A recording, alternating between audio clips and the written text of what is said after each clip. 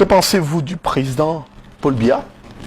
Oh, que c'est vous voulez que je parle de Paul Biya? Sauf que selon les masses, Paul Biya est le plus grand danger que le Cameroun ait eu. Je dis le plus grand danger. Comment? Je dis le plus grand danger. Comment? Parce que au fait, c'est quand même le président de la République. Tout à l'heure, n'est-ce pas, quand je parle, je dis que encore malheureusement en place. Je ne le dis pas pour rien. Je dis le président actuel encore malheureusement en place. Encore malheureusement pour le Cameroun. Bon, parce qu'au fait, tout ce qui était comme perspective a été détruit par la présidence du président Biya à la tête de l'État. Je dis tout. Que ce soit la perspective de travailler demain parce qu'il y avait des entreprises, que ce soit la perspective de faire ceci parce qu'il y avait ce qu'il y avait avant. Il n'y a plus. Il n'y a plus. Toutes les entreprises que le président a trouvées, il les a fermées. Que pensez-vous de Maurice Kamto? Oh, je ne le connais pas. Je ne connais pas. Je dis que j'ai voulu le rencontrer quand il était arrêté. Je suis allé chez lui. Oui. Hein? Ça, c'est vrai. Bon, je ne l'ai pas vu. Et bon, on a dû lui dire que j'étais là. Il n'a pas cherché à me voir. C'est sûr qu'on lui a dit que j'étais là. Oui. Si j'ai trouvé les policiers, bon, il y avait un commissaire de police indigène qui était là. Il m'a approché. Je lui ai dit, mais ça, c'est vraiment encerclé ici. Hein. Il me dit que bon, c'est vous qui dites ça. Je dis, mais je ne dis pas, je vois. Bon. Il me dit, bon, le procès, vous ne pouvez pas le voir. Je dis, bon, je n'insiste pas. Mais je crois que j'aurais voulu bien le voir. Et ce n'est pas mauvais de respecter les gens qui viennent voir quelqu'un qui est dans ces conditions. D'accord. J'ai tourné le dos. Merci. Donc, je ne connais pas comme toi. Abel Elimbilobé. Abel Elimbilobé, je le connais très bien. Qu'est-ce que je pense de lui? Il est souvent à la télévision pour parler des choses parfois concrètes, parfois qui sont réjetables, mais ce sont des points de vue que les gens donnent. Chacun donne son point de vue sur une situation donnée. Ce sont les humains. Et ces situations peuvent être contredites. Ce qui compte, c'est que ce soit contredit argumentairement, pas rejeter, par exemple, les arguments des gens avec les insultes.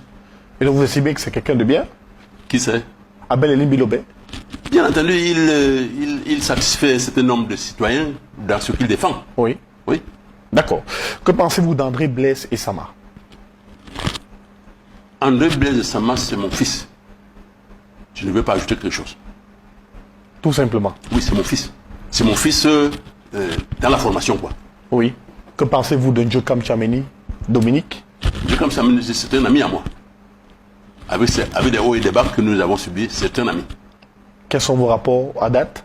À date, s'il est disponible, il m'appelle. Si je suis disponible, je l'appelle. Je dis, c'est un ami. On se fréquente. Que pensez-vous de Cabral Libi?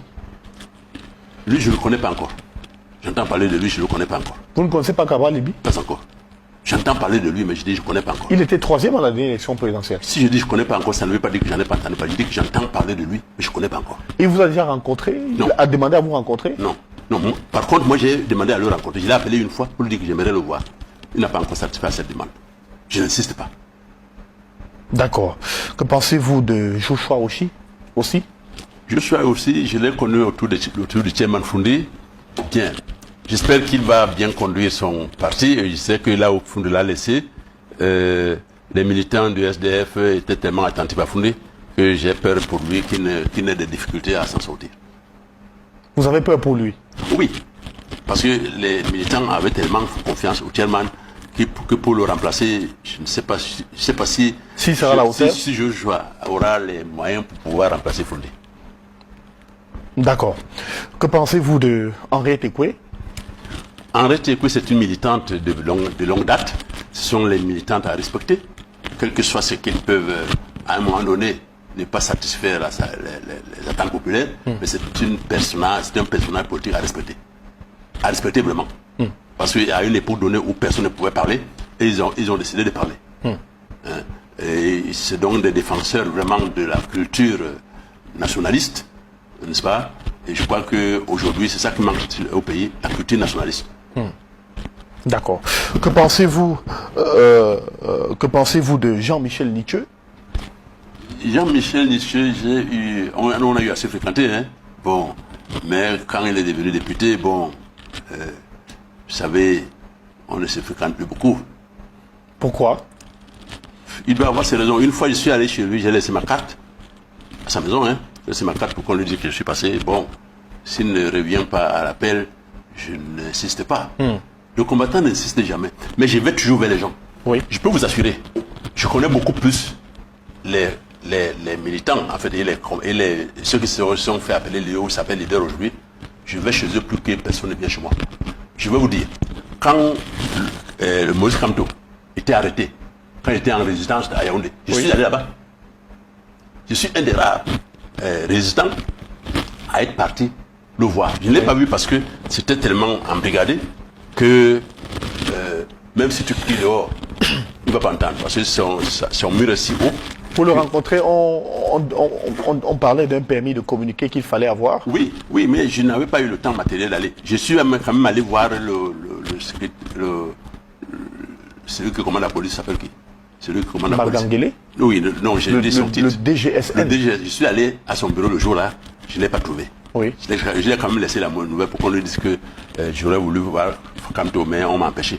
Oui. Hein? Bon, et la chance, c'est que 3 jours après, on l'a relaxé. D'accord. Que pensez-vous du général Valsero, l'artiste, musicien? C'est un actif, c'est un résistant. Valsero fait partie des résistants. Quand je dis résistant, ça veut dire que ce n'est pas dans la logique politique politicienne. Oui. C'est un résistant. Et avec lui, je crois que je peux beaucoup collaborer qu'avec quiconque. D'accord. Vous l'avez déjà rencontré? Valsero, oui. J'ai déjà eu à rencontrer Valsero, on a déjà eu à échanger. D'accord. Je veux dire qu'on va arrêter les gens. Alors, que pensez-vous du ministre Paul Atangandji? Qu'est-ce que je peux penser de lui?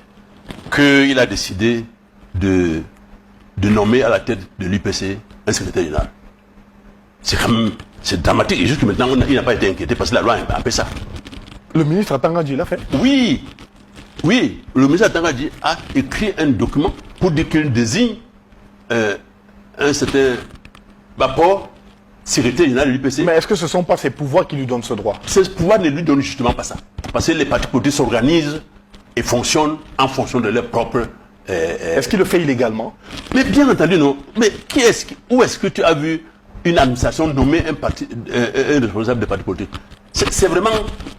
C'est dingue, ça. Le président Biya va se représenter de nouveau, sera de nouveau candidat et pourrait avoir un nouveau mandat dans ce pays, ou alors il va simplement décider de prendre sa retraite, il peut décider d'ouvrir le jeu politique. Non, il ne peut pas décider ça. Pourquoi? Le connaissant. Je connais, s'il y a une des personnes que j'ai déjà eu à étudier, c'est la personne du président Biya. Puis c'est face à lui que je me trouve et face à lui que mon peuple j'ai mis. Il ne peut pas. Pourquoi? Il ne peut pas parce que il a peur que même si c'est son fils, si jamais, hein, ou un des siens qui arrive au pouvoir, on va d'abord l'arrêter pour plaire au peuple. C'est la vérité. Quel que soit celui qui peut prendre le pouvoir s'il y a encore vivant, il sera arrêté. Et il ne veut pas aller dans une cellule, hein, lui, le président. Son combat actuel, sa réflexion actuelle, c'est comment mourir au pouvoir. Vous direz que le combattant nous a dit ça. Si le président est encore vivant en 2025, il va se présenter. S'il ne se présente pas... Vous pensez qu'il ne peut pas lâcher le pouvoir de lui-même? Non, il ne peut pas. Il peut comment? Comme l'a fait le président Ahidjo, par exemple. Le président Ahidjo, il sait pourquoi il l'a fait. Le 17 ou 19 avril 2025, que les populations camerounaises cessent de crier dans les maisons sans rien faire, cessent de se plaindre dans les chambres sans rien faire, cessent de rester dans les lavabos et respecter sans rien faire. Je dis, restons chez nous pour monter au pouvoir, que nous sommes déterminés à aller vers les buts que nous nous sommes fixés. D'accord, d'accord. Alors, ici, c'est une cause de la nation camerounaise qui est en péril. Et étant en péril, c'est vers le peuple qu'il faut aller faire les alliances. Mais à vous écouter, Boamasok, on a comme le sentiment que l'opposition camerounaise ne sert à rien. Qu'on a une opposition en fait qui accompagne le président Biya vers le confort de son pouvoir. Alors qu'il y en a qui en payent le prix de par leurs actions depuis 2018. 2018 ne peut pas être comme une année de début de la révolution ou du travail politique. Bien évidemment. C'est pas bon qu'on se focalise là-dessus. Mais ce que moi je veux dire, c'est que les alliances telles qu'elles sont là ne peuvent pas faciliter que l'élection de 2018-2025 se passe normalement. Oui. Sauf si ces alliances engagent des actions pour ça. Mais jusque maintenant, Je n'ai pas encore vu. Moi, si je vois une alliance qui engage les actions pour que le code électoral soit changé, pour que, par exemple, qu'il y ait une élection à 2 tours, pour que la guerre du Sud au Sud cesse avant les élections, je suis persuadé que même si on ne veut pas me changer, je vais aller vers ça. Mais tous ont fait des propositions. Que va faire l'opposition? Que pensez-vous que l'opposition peut faire en 2025 pour remporter l'élection? Vous savez, moi, je ne peux même pas parler de l'opposition, parce que moi, je ne suis pas de l'opposition. Je suis de la résistance, c'est deux choses. Je suis pas opposant. Je résiste à une opposition qui est en face de moi. Mais vous résistez à quoi exactement? C'est justement ce dont je parle. Je suis du côté du peuple. Le résistant est du côté du peuple. Ah, vous n'êtes plus du côté de l'opposition. Je n'ai jamais été du côté de l'opposition. Ils le savent.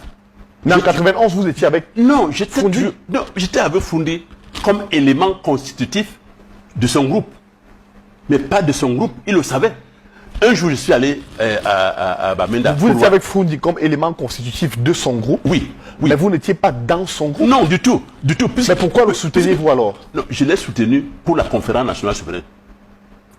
Je le disais et je répétais que je soutiens Foundi pour la tenue au Cameroun d'une conférence nationale de point. Donc, accéder au pouvoir, on devait appeler les Camerounais à s'asseoir. Pourquoi? Parce que depuis l'existence du Cameroun en tant que pays, les Camerounais ne se sont jamais assis pour se constituer. Pour se constituer. Nous avons hérité d'une constitution que les Français nous ont imposée, en se référant à la leur. Nous avons hérité d'une orientation que les Anglais nous ont laissée en se référant à leur manière de faire les choses. Mais les Camerounais, en tant que peuple, en tant que communauté, ne se sont jamais assis pour réfléchir sur que faire du Cameroun que nous avons et comment procéder pour arriver à notre résultat. Ça n'a jamais été fait. Or, ceci, c'est la conférence nationale souveraine ou alors un conclave souverain. Moi, je milite pour un conclave souverain jusque maintenant. Pour que les Camerounais s'asseyent, disent que voici un espace qu'on a appelé au Cameroun. Nous voici qui sommes les Camerounais.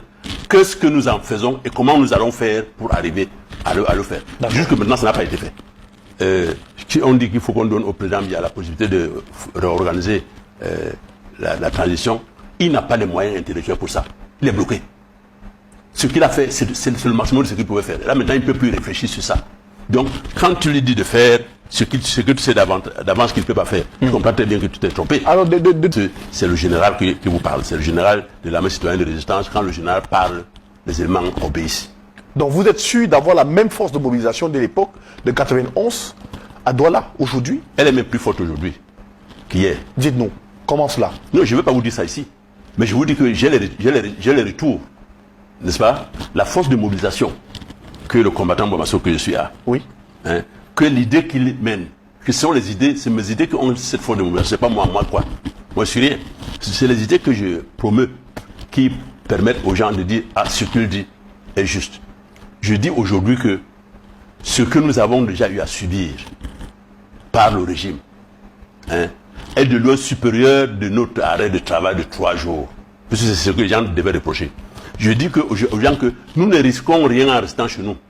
Même s'il faudra que plus tard, peut-être qu'on fasse autre chose, si le régime ne suit pas. Donc il faut toujours faire par palier. Je suis révolutionnaire. Je sais qu'il faut faire un pas, un deuxième pas, un troisième pas. Parce qu'il n'y a que les pas à faire vers la victoire. Mais est-ce que vous avez tenu compte de ce que si les gens restent à la maison pendant 3 jours, ils peuvent perdre leur boulot?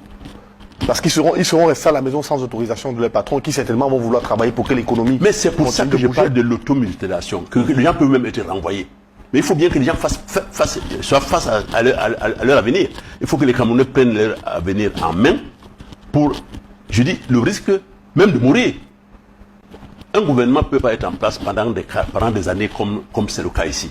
Et qu'on dise que, bon, de manière scientifique, c'est démontrable que nous avons gagné les élections. Et qu'on dise que non, les institutions ont dit que vous n'avez pas gagné. Comme ça peut être le cas bientôt. On ne sait pas ce qui va se passer en 2025. Comme ça va être le cas peut-être en 2025, encore on va nous dire que quelqu'un a gagné alors peut-être qu'il n'a pas gagné. Mais il n'est pas normal que les gens qui ont participé à ce genre d'élection restent les bras croisés. Non. Il ne faut pas se soumettre à une institution qui empêche au peuple d'aller devant. Bomasso est de retour en 2024 et 2025 et appelle à de nouvelles villes mortes. Quelles en sont aujourd'hui ses principales motivations? Comment souhaite-t-il organiser ces villes mortes? Ne craint-il pas de fortes représailles de la part du régime en place? Qui seront les acteurs qui l'accompagneront dans ce processus et dans cette mouvance de ville morte. On en parle dans le cadre de cette nouvelle production du Ticotac sur JNJ Média, avec lui-même présent sur notre plateau. Mesdames, Messieurs, bonsoir à tous. Merci d'être avec nous. J'ai été visité par plusieurs équipes, donc celle dont les gens parlent aujourd'hui le plus, l'équipe de MRC, Oui. Que j'ai reçue au pavillon, le secrétaire général accompagné d'autres personnes qui sont venues me consulter pour me dire qu'on aille ensemble aux élections. Je leur ai dit que telles que les choses se présentent, telles que les choses sont définies sur les papiers, il est très compliqué que les gens pensent qu'on peut aller aux élections, même si on les gagne, et qu'on puisse avoir le pouvoir en main. Et que je leur ai dit, bon, si vous voulez qu'on aille aux élections, pour la forme, je ne suis pas prêt à aller aux élections pour la forme. Alors, mais si vous pensez que vous allez vous en sortir, je serai le premier à applaudir. Bon, et je leur ai dit, ils m'ont dit, non, combattant, on est implanté partout dans le pays. J'ai dit, ça ne suffit pas. Parce qu'il y a des textes qui définissent comment une élection se déroule dans un pays. Bon, ces textes ne favorisent pas que nous puissions gagner les élections et prendre le pouvoir. Parce que tout est verrouillé. Je me rappelle en 91, je crois, non en 92, les élections de 92, où Fundi était notre candidat. En réalité, nous avons gagné les élections. En réalité, l'opposition conduite par Fundi a gagné les élections. Mais pourquoi l'opposition n'a pas pris le pouvoir? Il n'a pas pris le pouvoir parce que le chairman n'avait pas suivi mes conseils. Lesquels? Quels étaient mes conseils? J'avais proposé au chairman et avec les autres que, bon, maintenant où nous savons que nous avons gagné de manière effective, c'est prouvable. Bon, prenons le taureau par les cornes. C'est-à-dire que je lui dis, bon, qu'au départ, je ne voulais pas m'intéresser à la vie, si vous voulez, de gouvernance. Parce que je me disais qu'il est bon qu'il y ait quelqu'un, au moins, un groupe, qui veille à ce que ce qu'on s'est dit soit fait. Parce que si nous nous mêlons tous, personne ne va veiller. Donc, au départ, on n'était pas d'accord d'entrer dans la gouvernance. Mais je lui ai dit que, comme les choses se présentent comme elles sont, commence par nommer les gouverneurs avant d'arriver au niveau des ministres. Je lui ai dit, nomme-moi gouverneur à Douala, j'ai les moyens de me faire installer. Et que cette installation va avoir un effet d'entraînement. En 92? Nous sommes en 92. Il n'a pas suivi parce qu'il a eu peur. Bon, je crois que ou la peur ou bien il a hésité. Et comme il avait des conseillers qui ne comprenaient pas cette logique-là, et parce qu'ils ne la maîtrisaient pas, ils ont tenu à faire en sorte que le schéma ne prenne pas de décision. Mais je peux vous assurer que si j'avais été nommé en ce temps-là, pour les besoins de la cause, pas pour moi, pour les besoins de la cause, j'aurais eu à m'installer à la province de Lidora et cette installation aurait eu un effet d'entraînement. Mais comment vous aurez fait? Comment j'aurais fait? J'avais une masse suffisante pour pouvoir me conduire et me mettre à la province. Même les militaires ne pouvaient rien. Parce qu'à l'époque, même les militaires, où nous avons aussi des compatriotes qui sont attentifs, savaient très bien que si un mouvement de masse solide, un réel mouvement de masse se met en place, il n'est pas bon qu'on tire. On tire sur 2-3 personnes. Mais si un mouvement de masse, même aujourd'hui, si un mouvement de masse se met en branle, nos militaires qui ont là-dedans des frères, des sœurs, la famille, des concitoyens, ils ne vont pas tirer. Donc, nous devons mettre l'armée en assurance que c'est le peuple qui est en train d'agir. Et à l'époque, j'avais les moyens. Peut-être que ces moyens ont baissé aujourd'hui, je ne sais pas. Mais j'avais des moyens de me faire installer gouverneur par la désignation de Foulé. Dans la région du littoral. Dans la région du littoral. Et c'est une région, mais dans la vie politique du Cameroun.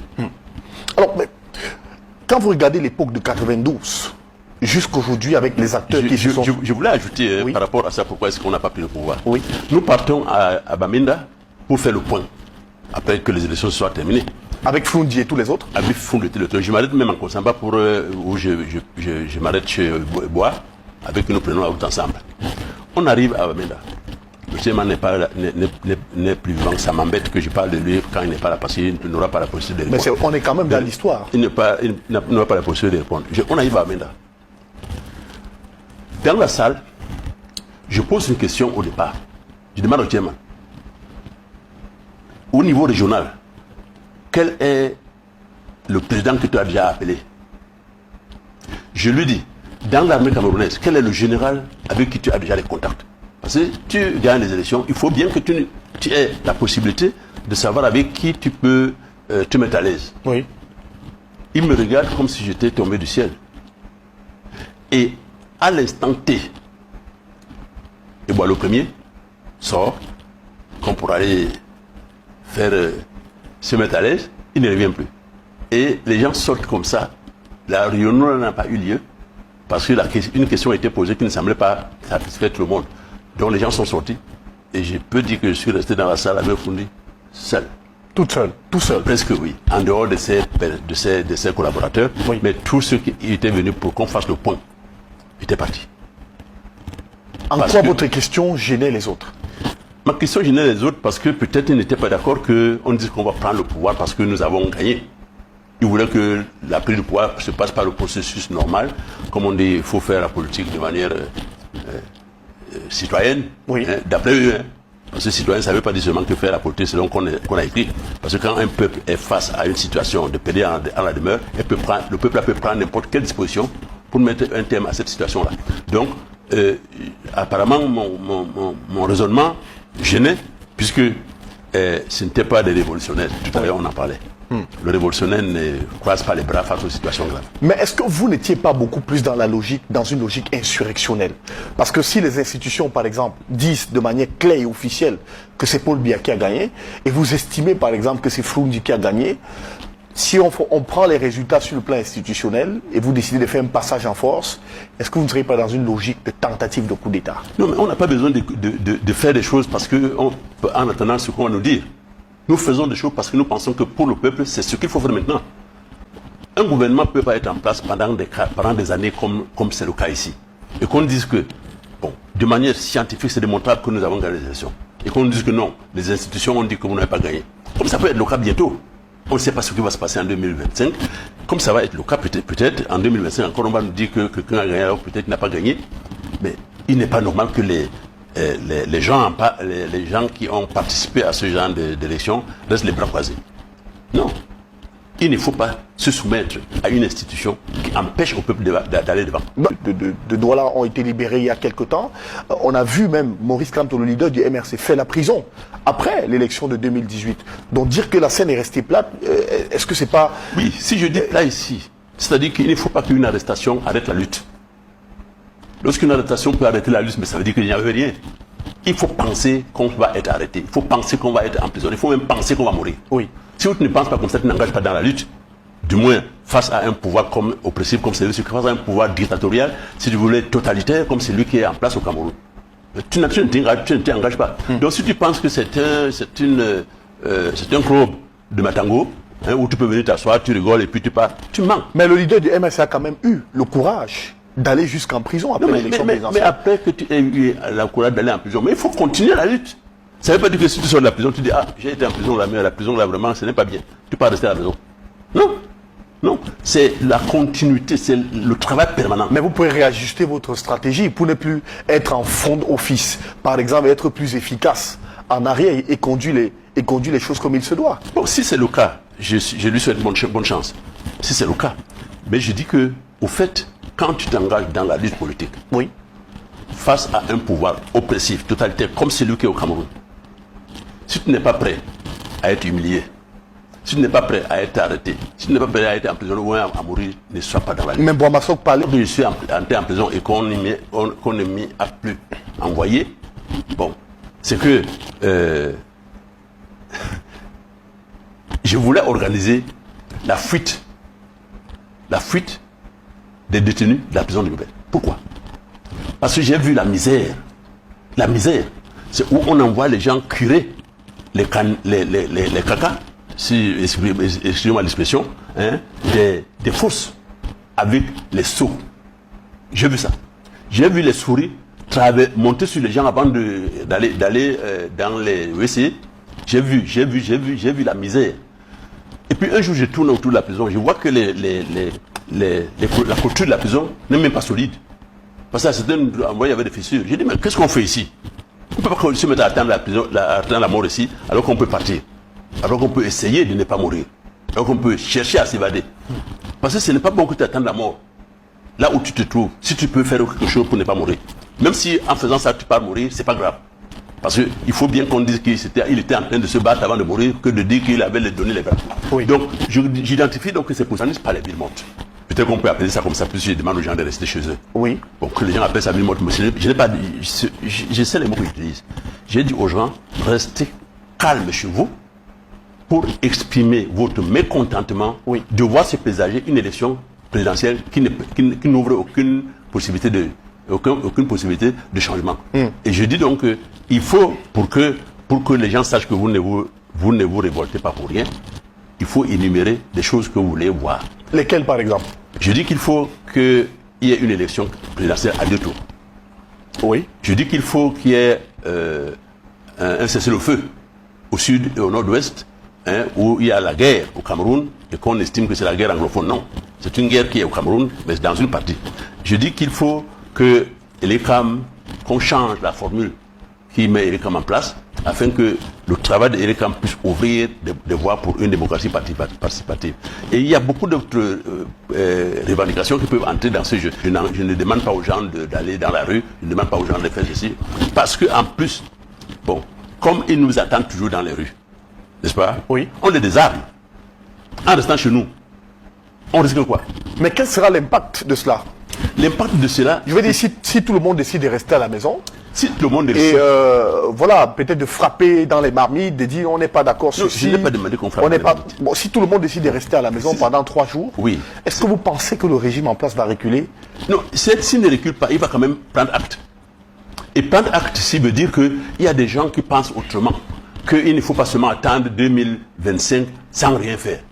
Nous ne pouvons pas, face à la situation actuelle, rester nos multiples bras croisés, rester nos multiples cerveaux, les mettre en veilleuse et attendre 2025. Bon, je me comporte comme un chef de famille qui est conscient qu'il y a dans sa concession un serpent vénéneux oui. qui a déjà mordu un enfant et qui est déjà mort. Ce papa-là ne va plus dormir, il prend sa machette. Il sera en train de fouiller la maison jusqu'à ce qu'il mette la main sur le serpent-là. Oui. Il ne dit pas que j'attends dans 6 jours, j'attends dans 8 jours. Le Cameroun est en position de faiblesse totale sur la vie humaine. Il est en position de péril en la demeure. On ne peut pas dire attendons 2025 comme j'attends. Et depuis 2008, on nous dit, depuis 2018, on nous dit attendons 2024, 2024, 2024. Tout le monde dit 2024. Même les acteurs politiques qui sont dans la logique électoraliste, jusqu'à maintenant, attendent 2025. Bon, on fait les coalitions. On va parler des coalitions tout à l'heure. Ok. Oui. Bon, donc, je refuse donc, moi, de rester les bras croisés. Et je refuse donc que mon peuple reste les bras croisés. C'est pour ça que je lui donne une voix. Si le peuple veut, il suit. S'il ne veut pas, il laisse. Et qu'il n'y a pas que par les élections qu'on peut faire évoluer un pays. Oui. C'est la vérité. Bon, je sais que les gens n'aiment pas entendre ça, mais c'est la vérité. Il n'y a pas que par les élections. Si les élections sont embrigadées, comme c'est le cas au Cameroun, les masses doivent chercher à savoir par où sortir de l'emprisonnement. Ils ne doivent pas rester dans une maison croisée et puis disent que bon, comme les élections arrivent, on attend encore, on va voir. Est-ce que vous avez le sentiment que le peuple va écouter ce que vous êtes en train de dire? C'est-à-dire que vous demandez au peuple de rester à la maison pendant 3 jours, oui, du 17 au 19 avril prochain, ne pas sortir, ne mener aucune activité, pour exprimer le ras-le-bol vis-à-vis du régime et réclamer, par exemple, des élections à deux tours, réclamer, faire un certain nombre de revendications. Mais est-ce qu'on fait des revendications en restant à la maison Bois Massock? C'est un signal qu'on émet. C'est un signal qu'on émet, un signal fort qui indique que, bon, comme vous ne voulez pas faire ceci, vous ne voulez pas faire cela, la communauté, les masses populaires, décident donc de s'automutiler. C'est-à-dire que d'abandonner leur activité quotidienne qui leur donne la nourriture. C'est une automutilation. Et ils acceptent donc que je suis prêt à me donner, à me sacrifier pour que la démocratie avance. 3 jours, c'est pas beaucoup. Parce que ce que nous avons déjà eu à subir face au régime-ci, qui risque encore de nous faire attendre longtemps, est pire que 3 jours d'automutilation. C'est de loin pire. Ce que les enfants endurent aujourd'hui, sans perspective, quelqu'un finit son école, il finit à l'université, il va jouer au damier. Celui qui est là-bas a l'impression que lui aura plus de chance que celui qui joue au damier. Après, il le retrouve aussi. Non, ça c'est plus grave que demander aux gens de rester 3 jours sans travailler. nous avons estimé que Douala est le lieu par excellence où on peut expérimenter ce genre de choses. Le message concerne toute la République. Mais Douala est ça. On est concentré sur Douala. Oui. Parce que quand Douala s'exprime, le Cameroun entend. C'est la vérité. C'est pas nouveau. Donc vous demandez juste aux populations de Douala de le faire. Non, je dis, le message concerne tout le Cameroun. Oui. Mais je dis que ça se concentre à Douala. Pour dire que nous qui sommes à Douala, et qui sommes, si vous voulez, porteurs du message. Oui.